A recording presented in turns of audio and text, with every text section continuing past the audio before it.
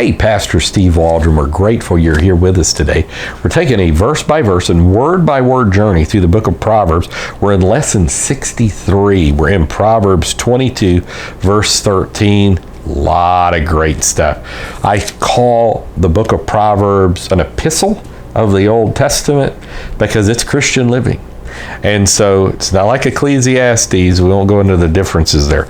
But Proverbs, this is how you live your life. Solomon, the wisest man who ever lived till Jesus, him since Adam before he fell. Okay, so verse 13 of Proverbs 22. Do check out our Genesis and Matthew and Romans journey through series as well. The slothful man, this is just a lazy person, saith, there's a lion without, I shall be slain in the streets. You know, as a pastor over the years, how many times have I heard people make excuses of why they can't work at the church, do something at the church, go on visitation, come to church. It's gonna rain. There's rain coming. You know, which I can understand older people and stuff like that. But, you know, you can always come up with an excuse of why you're not going to do something. So the slothful man saith, there is a lion without, I shall be slain in the streets. Verse 14, the mouth of strange women is a deep pit. Now, strange women is like harlots, like women that I don't even know in a family-friendly atmosphere how to call them, but just know they're sexually seductive, sexually promiscuous women. That's what's meant by strange woman. Also, false religion and false idols were known as strange, committing spiritual adultery kind of thing in the Old Testament. So there's kind of a double lesson here. But just primarily, the mouth of strange women is a deep pit. What happens in a deep pit? You're like Joseph, you fall in, you can't get out. He that is abhorred of the Lord shall fall therein. So don't fall in, and don't listen to the seductive things of false theologies, or you'll fall in and not be able to get out either. But keep yourself, flee fornication, run.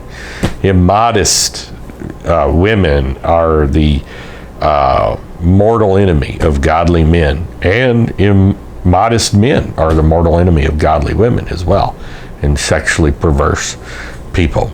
All right. Verse 15, the foolishness is bound in the heart of a child, but the rod of correction shall drive it far from him. This is just a little thing about child rearing. And we're all born in sin, shaping iniquity. Children come out crying. And so you don't have to teach a child to lie.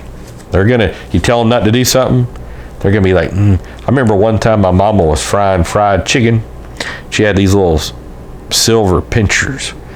And man, it looked good. And she said, don't lick that.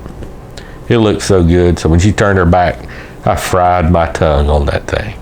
Oh, it was bad. I've done so many stupid things. So, foolishness is bound in the heart of a child, but the rod of correction shall drive it far from him. But never abuse your children, ever. Verse 16, he that oppresseth the poor to increase his riches, and he that giveth to the rich shall surely come to want. They're going to come to lack. So some people even play government as a game like this. They're going to come to lack. Don't ever oppress the poor to increase your riches, and don't give to the rich.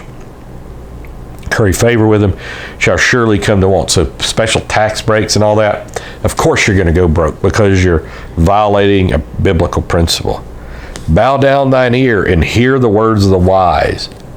You have to get down there, because with the lowly is wisdom, the Bible says. Bow down thine ear and hear the words of the wise, and apply thine heart unto my knowledge. So listen. You don't know everything. I don't know everything. God knows everything. Listen to godly counsel. Listen, blessed is a man that walketh not in the counsel of the ungodly, nor standeth in the way of sinners, nor sitteth in the seat of scornful, but his delight is in the law of the Lord, and his law doth he meditate day and night. He should be like the tree planted by the rivers of water. Fruit's going to bring forth in season. His leaf's not going to wither. The wicked are not so. So bow down. Ask God. Emerson said, every man's my superior in some way, and this I learn of him. So I've been around great people before, and I'd say, God, give me everything that I need from their life, that they're superior to me in. Bow down your ear. You're going to get down. It's going to take a humble heart, not a prideful heart.